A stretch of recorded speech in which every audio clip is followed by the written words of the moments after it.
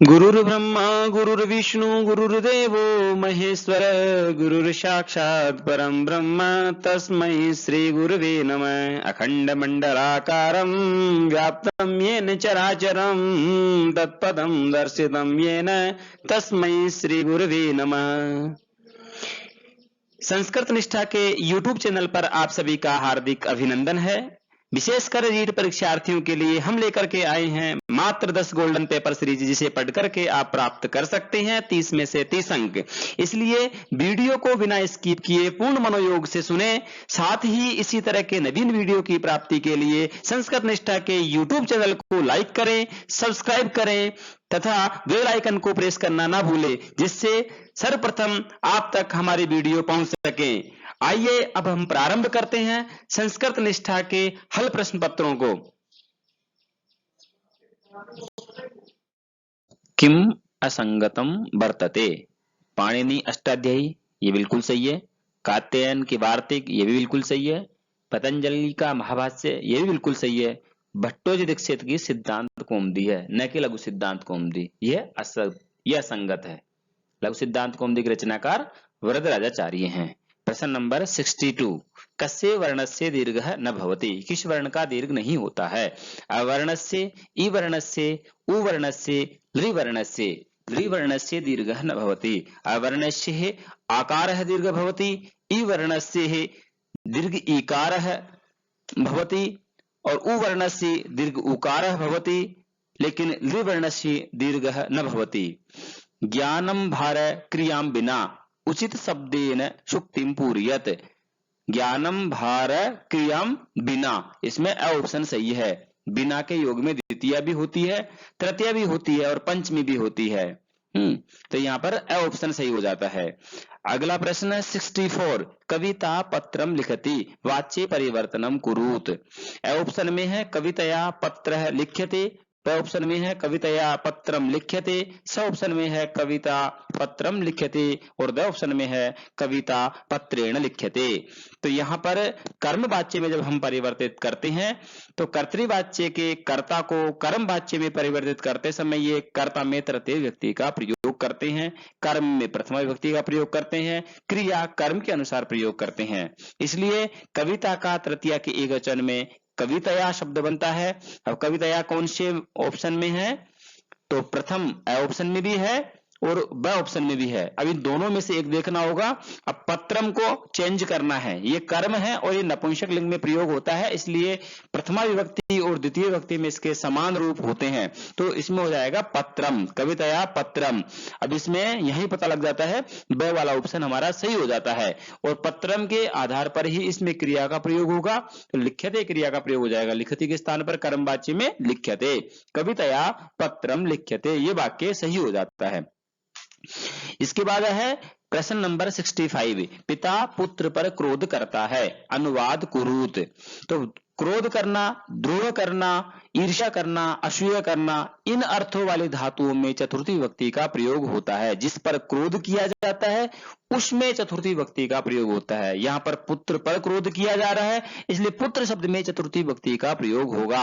अब देखिए पुत्र शब्द में चतुर्थी विभक्ति का प्रयोग कौन से ऑप्शन में है, देखते हैं। अ ऑप्शन में लिखा है पिता पुत्रे क्रुध्यति, ब ऑप्शन में लिखा है पिता पुत्रेण क्रुध्यति, स ऑप्शन में लिखा है पिता पुत्राय क्रुध्यति और द ऑप्शन में लिखा है पिता पित्रा पुत्रे क्रुध्यति। तो हमारा स वाला ऑप्शन सही हो जाता है, पिता पुत्राय क्रुध्यति। अगले प्रश्न पे चलते हैं। निम्नलिखितम् अपठितं गद्यांशम् आधारीकृत्य निम्नांकिताः प्रश्नाः समाधेया।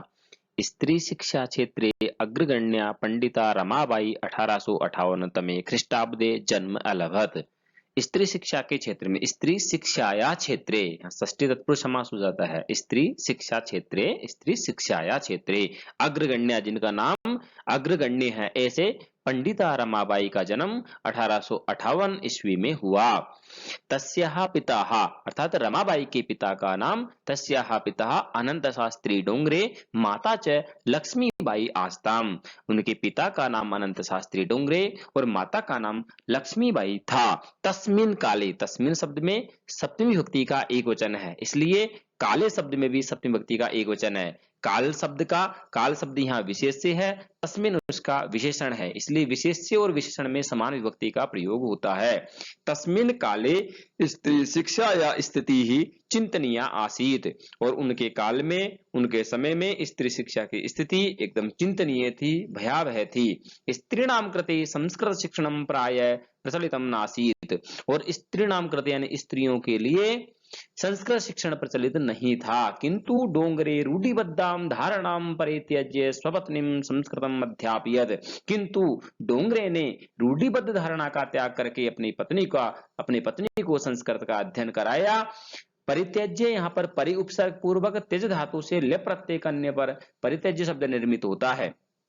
रूढ़िबद्धाम यहाँ द्विवचन का रूप है, अक्तः प्रत्यय करके बनता है, बद्ध है, रूढ़िबद्ध है। धारणाम द्विवचन का रूप है। उसके बाद में एतद अर्थम, इसलिए इस अर्थ के लिए स समाजस्य प्रतारणाम अपि असहत, और ऐसा कार्य करने के लिए, शिक्षा दिलाने के लिए, स्त्रियों को शिक्षा दिलाने के लिए उनको समाज में प्रताड़नाएं मिली। किनको? डोंगरे साहब को। समाज से प्रतारणाम, यहाँ द्वितीया का एक वचन में बनता है, प्रतारणा शब्द का प्रतारणाम, तो प्रतारणा भी उन्होंने सहन की, असहत।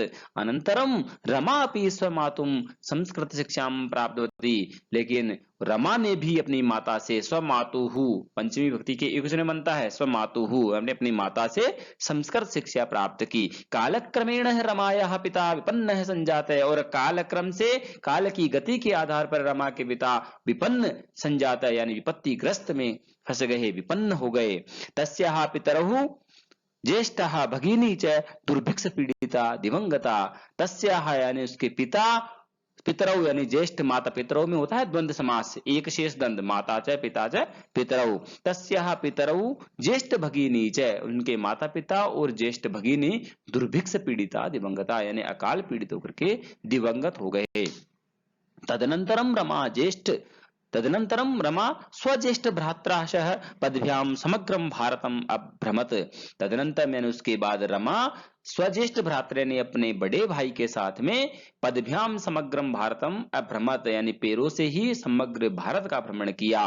भ्रमण क्रमे सह कोलकाताम प्राप्ता, और भ्रमण करने के दौरान वह कोलकाता पहुंची। संस्कृत वेदुषेण सा तत्र पंडित सरस्वती च इति उपाधिभ्याम विभूषिता, और संस्कृत की विदुषता के कारण, संस्कृत के वेदुष्य के कारण उन्हें पंडित और सरस्वती की उपाधि से विभूषित किया गया। तत्रैव, यहाँ पर वृद्धि संधि हो जाती है, तत्र प्लस एव तत्रैव, तत्रैव सा ब्रह्म समाजेन प्रभाविता, और वहां पर वो ब्रह्म समाज से प्रभावित हुई और वेदा अध्ययनम अकरोत, और उन्होंने वेद का अध्ययन किया। पश्चात स्त्रीणाम कृते वेदादीनाम शास्त्राणाम शिक्षायै आंदोलनम प्रारब्धवती, और उसके पश्चात उन्होंने स्त्री शिक्षा के लिए वेदादीनाम शास्त्राणाम शिक्षायै, और वेद आदि शास्त्रों की शिक्षा के लिए आंदोलन प्रारब्ध किया। आइए अब इनके प्रश्नों को हल करते हैं।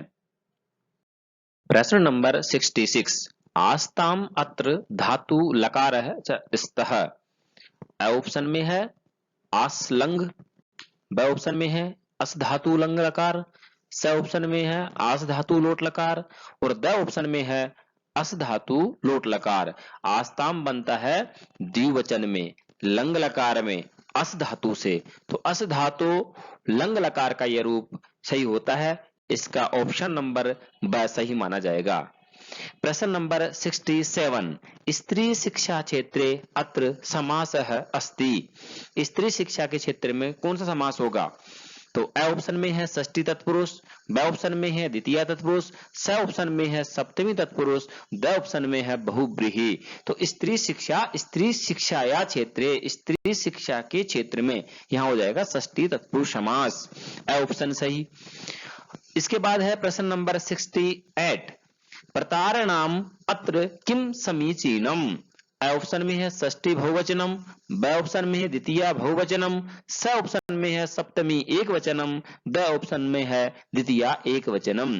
प्रतारणा शब्द से द्वितीय के एक वचन में प्रतारणाम बनता है, जिस प्रकार से रमा शब्द के द्वितीय के एक वचन में रमाम बनता है, उसी प्रकार से प्रतारणा शब्द के द्वितीय के एक वचन में प्रतारणाम बनेगा। यहाँ पर षष्ठी बहुवचन करने की गलती न करें, ऑप्शन नंबर द्वितीय का एक वचन द ऑप्शन बिल्कुल सही। प्रश्न नंबर 69, दिवंगतः अत्र संधि अस्ति। ए ऑप्शन अनुनासिकः, ब ऑप्शन अनुस्वार परस्वर्णः, स ऑप्शन अनुस्वारः, द ऑप्शन पूर्व सवर्णः। इसमें संधि होगी दिवम प्लस गता। दिवंग में मैं को अनुस्वार होगा, अनुस्वार होने के बाद में पंचम वर्ण जब परे रहते हैं, उदित वर्ण जब परे होते हैं तो वहां पर परस्वर्ण कर दिया जाता है। यहाँ ग वर्ण उदित वर्ण है, इसलिए ग के पंचम वर्ण ग हो जाएगा और यहाँ अनुस्वार परस्वर्ण संधि हो जाएगी। दिवंगता, दिवम प्लस गता, दिवंगता अनुस्वार परस्वर्ण संधि, ब ऑप्शन बिल्कुल सही। प्रश्न नंबर 70, परित्यज्य अत्र प्रत्यय अस्ति। ये कह रहा है परित्यज्य शब्द में प्रत्यय कौन सा है, कौन सा इसमें से सही है ये बताना है। तो ए ऑप्शन में लिखा है परि प्लस त्यज प्लस ल्यप, ब ऑप्शन में लिखा है परि प्लस त्यज प्लस यत, स ऑप्शन में लिखा है परि प्लस त्यज प्लस ण्यत और द ऑप्शन में लिखा है परि प्लस त्यज प्लस क्यप। तो इसमें हो जाएगा जब किसी भी धातु के पूर्व उपसर्ग का प्रयोग होता है तो उसके बाद में लप प्रत्यय का प्रयोग होता है। लप प्रत्यय कत्वा के स्थान पर प्रयोग किया जाता है, अक्तवा के स्थान पर लप प्रत्यय का प्रयोग होता है। तो परित्यज्य में परि उपसर्ग है, त्यज धातु है और लप प्रत्यय है। इस तरीके से ऑप्शन नंबर ए बिल्कुल सही है।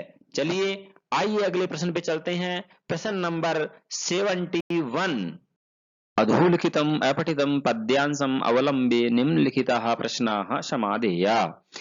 विद्या नाम नरस्य रूपमधिकं प्रच्छन्न गुप्तं धनं, विद्या भोगकरी यशः सुखकरी, विद्या गुरूणां गुरु, विद्या बन्धुजनो विदेश गमने, विद्या परा देवता, विद्या राजसु पूज्यते न तु धनं, विद्या विहीनः पशु। अब इसमें प्रश्न हल करते हैं। प्रश्न नंबर 71, श्लोके अस्मिन् छन्दः अलंकार च स्पष्टयत्। इस श्लोक के अंदर छंद कौन सा है और अलंकार कौन सा है ये बताना है। तो प्रश्न नंबर ए में लिखा हुआ है, ऑप्शन नंबर ए में लिखा हुआ है शार्दूल विक्रीडितम छंद अनुप्रास अलंकार, ब ऑप्शन में लिखा है शार्दूल विक्रीडितम छंद और उपमा अलंकार, स ऑप्शन में लिखा है स्रगधरा छंद और अनुप्रास अलंकार और द ऑप्शन में लिखा है स्रगधरा छंद और उपमा अलंकार। तो इसमें वर्णों की काउंटिंग करनी चाहिए। इसमें विद्या नाम नरस्य रूप मदिकम प्रच्छन्न गुप्तम धनम, यहाँ 19 वर्ण हो जाते हैं और 19 वर्ण का कौन सा छंद होता है, शार्दूल विक्रीडितम छंद। शार्दूल विक्रीडितम छंद में 19 वर्ण होते हैं, इसे वर्णिक छंद कहते हैं। जिनमें वर्णों की गणना की जाती है उसे वर्णिक छंद कहते हैं। इसका लक्षण होता है सूर्यास्वे यदि मैं सजौ सततगा शार्दूल विक्रीडितम। इसमें 19 वर्ण होते हैं, 12 और 7 वर्णों पर इनमें यति होती है। इसके बाद में शार्दूल विक्रीडितम छंद हो गया। और अलंकार कौन सा है, इसमें अनुप्रास अलंकार है। अनुप्रास का लक्षण क्या होता है, वर्ण साम्यम अनुप्रास है। जहां वर्णों की समानताएं होती है वहां पर अनुप्रास अलंकार होता है, ऐसा मम्मट ने कहा है। और विश्वनाथ जी ने कहा है अनुप्रास शब्द साम्यम वैषम्ये अपि स्वरस्य यत्। इसलिए यहाँ पर वह विद्या में वकार, विद्या वर्ण के वकार की बार बार आवृत्ति होने के कारण, एक ही वर्ण की बार बार आवृत्ति होने के कारण यहाँ पर अनुप्रास अलंकार है। और 19 वर्ण होने के कारण शार्दूल विक्रीडितम छंद है। इस तरीके से यहाँ पर 71 प्रश्न में अ ऑप्शन बिल्कुल सही माना जाएगा। प्रश्न नंबर 72, देवता इति पदम कस्मिन् लिंगे प्रयुक्तम। जो देवता शब्द है उसका प्रयोग कौन से लिंग में होता है। ए ऑप्शन में पुल्लिंगे, ब ऑप्शन में स्त्रीलिंगे, स ऑप्शन में नपुंसक लिंगे और द ऑप्शन में सर्वेषु लिंगेषु। तो देवता शब्द का प्रयोग स्त्रीलिंग में किया जाता है। लिंगानुशासनम में एक सूत्र है तलंत स्त्रीयाम। तो तलंत, तल प्रत्यांत जितने भी शब्द होते हैं उन शब्दों का प्रयोग स्त्रीलिंग में किया जाता है। जैसे देवता, जनता, सहायता इत्यादि अनेक ऐसे शब्द हैं उनका प्रयोग स्त्रीलिंग में किया जाता है। तो यहाँ पर 72 प्रश्न में देवता शब्द में कौन सा लिंग है, स्त्रीलिंग, वह ऑप्शन बिल्कुल सही। प्रश्न नंबर 73, विद्या विहीनः इत्यस्य समास विग्रह अस्ति। अ ऑप्शन में है विद्या विहीनः, ब ऑप्शन में है विद्याया विहीनः, स ऑप्शन में है विद्याम विहीनः और द ऑप्शन में है विद्यासु विहीनः। तो विद्या से हीन मतलब तृतीया तत्पुरुष समास होगा, विद्या विद्यया विहीनः, ऑप्शन बिल्कुल सही। चलिए अगले प्रश्न पे चलते हैं। नंबर 74, विशेषण पदम न वर्तते। अ ऑप्शन में है भोगकरी, व ऑप्शन में है परा, स ऑप्शन में है प्रच्छन्न गुप्तम, द ऑप्शन में है विद्या। तो विद्या शब्द यहाँ पर विशेषण पदम नहीं है, यह विशिष्य पद है और विशेष्य की विशेषता बताने वाले शब्द विशेषण कहलाते हैं। इसलिए भोगकरी, परा और प्रच्छन्न गुप्तम ये सब विद्या के विशेषण हैं। विद्या भोग करी, विद्या परा देवता, विद्या प्रच्छन्न गुप्तम धनम, इस तरह के इसके विशेषण हैं। तो इसमें ऑप्शन नंबर द बिल्कुल सही, विशेषण पदम न वर्तते विद्या। प्रश्न नंबर 75, श्लोके अस्मिन् धनम इति पदम प्रयुक्तम अस्ति। ऑप्शन में है प्रथमा विभक्तौ, व ऑप्शन में द्वितीया विभक्तौ, स ऑप्शन में है षष्ठी विभक्तौ, द ऑप्शन में है सप्तमी विभक्तौ। तो धनम शब्द का प्रयोग यहाँ पर किया गया है प्रथमा विभक्ति में। विद्या नाम नरस्य रूपमधिकम प्रच्छन्न गुप्तम धनम, यहाँ प्रथमा के एक वचन में इसका प्रयोग किया गया है प्रथमा विभक्तो। इस तरीके से ऑप्शन बिल्कुल सही। प्रश्न नंबर 76, अधोलिखितेषु दृश्य साधनम नास्ति। ऑप्शन में है आकाशवाणी, ब ऑप्शन में है उन्नत शीर्ष प्रक्षेपिका, स ऑप्शन में है श्याम पट्टः, द ऑप्शन में है पाठ्य पुस्तकम। अधोलिखितेषु दृश्य साधनम नास्ति, ऐसा कौन सा मतलब दृश्य साधन नहीं है, कौन सा दृश्य साधन नहीं है ये बताना है इसके अंदर। तो आकाशवाणी है ऑप्शन में, यही दृश्य साधन नहीं है क्योंकि वह ऑप्शन में है उन्नत शीर्ष प्रक्षेपिका, इसको बोलते हैं ओवरहेड प्रोजेक्टर। जो प्रोजेक्टर होता है वह भी दृश्य होता है, श्याम पट्ट जो होता है जो भी दृश्य होता है, और पाठ्य पुस्तक जो होता है वह भी दृश्य होता है। इसलिए इसमें ऑप्शन नंबर ए बिल्कुल सही, यह दृश्य साधन नहीं है, यह श्रव्य साधन में आता है। प्रश्न नंबर 77, राष्ट्रीय शिक्षा नीति संबंधितम वर्षम नास्ति। राष्ट्रीय शिक्षा नीति से संबंधित वर्ष कौन सा नहीं है। ऑप्शन में है 1968, ब ऑप्शन में है 1986, स ऑप्शन में है 2020 और द ऑप्शन में है 1992। तो इसमें 1968 की शिक्षा नीति भी आई है और 1986 की शिक्षा नीति भी आई है और 2020 की शिक्षा नीति भी आई है अभी, और 1992 इससे संबंधित नहीं है, अर्थात शिक्षा नीति से संबंधित वर्ष कौन सा नहीं है 1992, द ऑप्शन बिल्कुल सही। प्रश्न नंबर 78, शलाका परीक्षा अस्ति। शलाका परीक्षा है, ऑप्शन में है मौखिक परीक्षा, ब ऑप्शन में है लिखित परीक्षा, स ऑप्शन में है वस्तुनिष्ठ परीक्षा और द ऑप्शन में है निबंधात्मक परीक्षा। तो शलाका जो परीक्षा होती है वह मौखिक परीक्षा होती है, इसमें किसी एक ग्रंथ को याद करके सुनाना होता है, जो सुनाने की परंपरा होती है वह मौखिक परंपरा होती है, इसलिए यह मौखिक परीक्षा में आता है। अब चलते हैं अगले प्रश्न पर। प्रश्न नंबर 79, उपचारात्मक शिक्षणस्य तात्पर्यम् अस्ति। ऑप्शन में है अवबोधनम, ब ऑप्शन में है शिक्षण दोषाणाम दूरीकरणम, स ऑप्शन में है सर्वविध दोषाणाम दूरीकरणम, द ऑप्शन में है संप्रेषणम। उपचार का मतलब होता है समस्या का समाधान करना, और समस्या के कारणों को जानना निदान कहलाता है और समस्याओं का समाधान करना उपचार कहलाता है। तो यहाँ पर शिक्षा में आने वाले सभी प्रकार के दोषों को, सर्वविध दोषाणाम दूरीकरणम, सब प्रकार के दोषों को दूर करना होता है, उसको बोलते हैं उपचारात्मक शिक्षण। तो इसमें स ऑप्शन बिल्कुल सही है, सर्वविध दोषाणाम दूरीकरणम। प्रश्न नंबर है 80, मारिया मांटेसरी मते तृतीयम कौशलम अस्ति। मारिया मांटेसरी के मत में तृतीय कौशल कौन सा है। तो ऑप्शन में है पठनम, व ऑप्शन में है लेखनम, स ऑप्शन में है श्रवणम, द ऑप्शन में है भाषणम। तो यहां पर हो जाएगा ब ऑप्शन में लेखनम तृतीय कौशलम।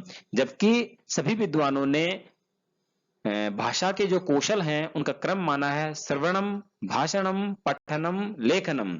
यही क्रम माना है, लेकिन मारिया मॉन्टेसरी जी ने लेखन कौशल को तृतीय कौशल स्वीकार किया है, इसलिए यहाँ पर ब ऑप्शन बिल्कुल सही।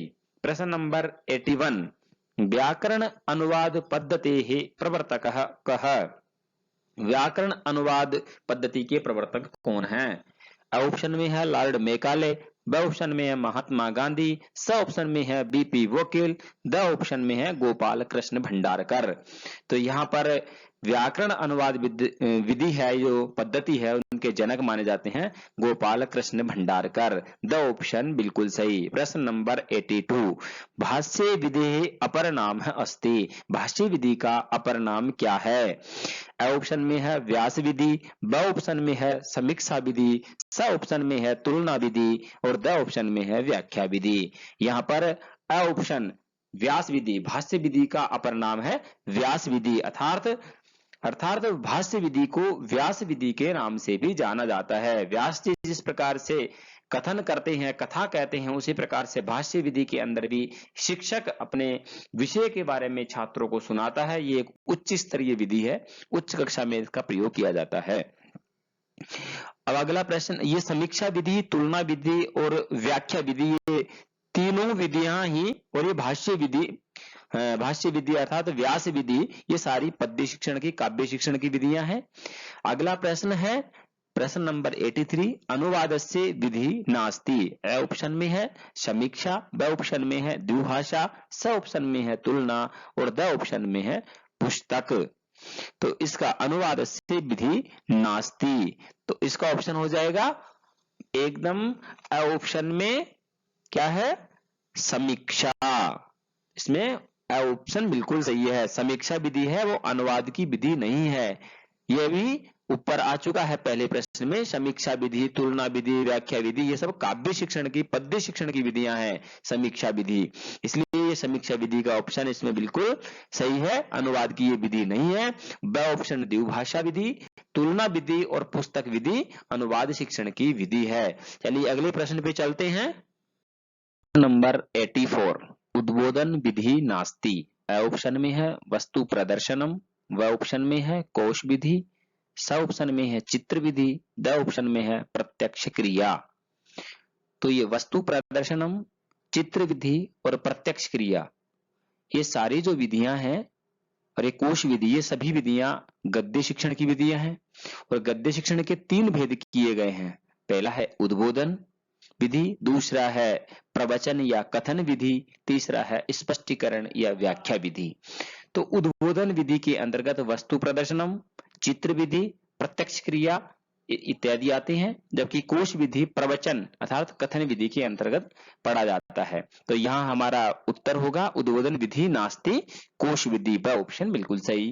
प्रश्न नंबर 85, यस्मिन विधौ व्याकरणस्य पृथक रूपेण शिक्षणम न कार्यते। ऐसी कौन सी विधि है जिसमें व्याकरण का पृथक रूप से शिक्षण नहीं करवाया जाता है? ए ऑप्शन में है पारायण विधौ, ब ऑप्शन में है सूत्र विधौ, स ऑप्शन में है आगमन विधौ और द ऑप्शन में है भाषा संसर्ग विधौ। ये द ऑप्शन भाषा संसर्ग विधौ बिल्कुल सही है। भाषा संसर्ग विधि के अंतर्गत भाषा के साथ साथ ही व्याकरण का ज्ञान करवाया जाता है, न कि व्याकरण को अलग से पढ़ाया जाता है। जबकि पारायण विधि में, सूत्र विधि में और आगमन विधि में व्याकरण का पृथक से ज्ञान दिया जाता है। प्रश्न नंबर, इसलिए हमारा उत्तर सही होता है द ऑप्शन। प्रश्न नंबर 86, शिक्षक प्रशिक्षण से बृहत्तमा योजना अस्ति। शिक्षक प्रशिक्षण की बृहत्तमा योजना कौन सी है? ऑप्शन में है निष्ठा योजना, ब ऑप्शन में है उत्तरा योजना, स ऑप्शन में है सतत मूल्यांकनम और द ऑप्शन में है प्रोन्नति। तो ए ऑप्शन निष्ठा योजना शिक्षक प्रशिक्षण से बृहत्तमा योजना है। यह भारत की सबसे बड़ी योजना मानी जाती है। इसका मतलब होता है national initiative for school heads and teachers holistic advancement, अर्थात स्कूल प्रमुखों और शिक्षकों की समग्र प्रगति के लिए राष्ट्रीय पहल। इसका शुभारंभ मानव संसाधन विकास मंत्री श्रीमान रमेश पोखरियाल निशंक ने 21 अगस्त 2019 को त्रिपुरा राज्य से किया था। प्रश्न नंबर 87, सतत मूल्यांकने 38 38 अंकानाम कृते श्रेणी प्रदीयते। तो 38 अंक के लिए कौन सी श्रेणी दी जाती है? तो इसमें ऑप्शन में है बी श्रेणी, ब ऑप्शन में है सी श्रेणी, स ऑप्शन में है डी श्रेणी और द ऑप्शन में है ई श्रेणी। तो इसमें उत्तर होगा बिल्कुल स ऑप्शन डी श्रेणी। 38 अंक के लिए कौन सी श्रेणी दी जाएगी? डी श्रेणी। यहाँ इसमें 33 से लेकर के 40 तक के जितने भी अंक आते हैं ये डी श्रेणी के अंतर्गत आते हैं। अर्थात इसमें 91 से लेकर के 100 तक में जो अंक आएंगे उनकी A1 श्रेणी होती है और 81 से लेकर के 90 तक जो अंक आते हैं उनके A2 श्रेणी होती है। 71 से 80 तक जो अंक आते हैं उनके V1 श्रेणी होती है और 61 से लेकर के 70 तक जिनके अंक आते हैं उनके V2 श्रेणी होती है और 51 से 60 तक जिनके अंक आते हैं उनकी C1 श्रेणी होती है और 41 से 50 तक जिनके अंक आते हैं उनकी C2 श्रेणी होती है। और हमारा प्रश्न था डी श्रेणी का जिसमें 38 अंक अर्थात 33 से 40 तक जिनके अंक आते हैं उनकी डी श्रेणी होती है। चलिए अगले प्रश्न पे चलते हैं। प्रश्न नंबर 88 संशोधनस्य सिद्धान्तः कस्य सिद्धान्तस्य अपरम नामः। अपरम नाम संशोधन से सिद्धांत है ना, संशोधन का सिद्धांत किसका अपर नाम है? ऑप्शन में लिखा है रुचि सिद्धांत से, ब ऑप्शन में लिखा है अनुपात क्रमयो सिद्धांत से, स ऑप्शन में लिखा है समवाय से और द ऑप्शन में लिखा है अनुकरण से सिद्धांत है। तो ये अनुकरण से सिद्धांत है, यही संशोधन का सिद्धांत है। अनुकरण करके सीखता है छात्र, हमेशा शिक्षक का अनुकरण करता है। शिक्षक किस तरीके से पढ़ाता है, किस तरीके से लिखता है, किस तरीके से विषय को प्रस्तुत करता है, हर गतिविधि को छात्र अनुकरण करके सीखता है और उनमें संशोधन भी करता है, इसलिए इसको संशोधन का सिद्धांत भी कहते हैं। और समवाय का सिद्धांत है, इसे बहुमुखी सिद्धांत के नाम से भी जाना जाता है। चलिए अगले प्रश्न पे चलते हैं। अर्थात इसका उत्तर, सही उत्तर क्या हुआ? संशोधन से सिद्धांत है कस्य सिद्धांत से अपरम नाम है, द ऑप्शन हो गया बिल्कुल सही, अनुकरण से सिद्धांत है। अगला प्रश्न पे चलते हैं। प्रश्न नंबर 89। प्रश्न नंबर 89 लेखन कौशलेन संबंधितम नास्ति। लेखन कौशलेन संबंधितम नास्ति, लेखन कौशल से संबंधित नहीं है। क्या नहीं है? देखिए ऑप्शन में है पेस्टालॉजी, ब ऑप्शन में है जैक्टॉट, स ऑप्शन में है पश्यतु कथयतु च, द ऑप्शन में है श्रुति लेख। लेखन कौशल से संबंधित नहीं है।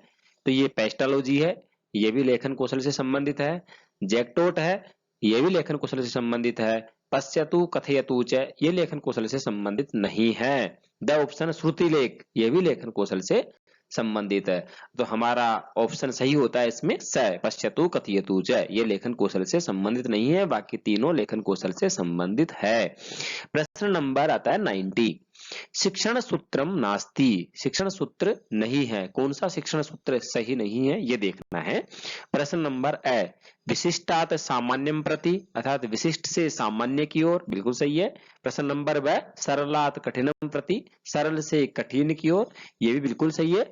प्रश्न नंबर आता है स, ऑप्शन नंबर आता है स सूक्ष्मात स्थूलम प्रति, ये गलत है। प्रश्न नंबर, ऑप्शन नंबर द है पूर्णाद अंशम प्रति, पूर्ण से अंश की ओर। पहले पूर्ण बताओ फिर उसके बाद में एक एक अंश पर चर्चा करो। तो ये स वाला ऑप्शन इसमें बिल्कुल गलत है, ये सही हो जाएगा। 90 का प्रश्न नंबर 90 का स ऑप्शन बिल्कुल सही है। सूक्ष्मात स्थूलम प्रति, ये होना चाहिए था स्थूल से सूक्ष्म की ओर, स्थूलात सूक्ष्मम प्रति, ऐसा होना चाहिए था, जो कि इसमें गलत है। स ऑप्शन इसका बिल्कुल सही आंसर होगा।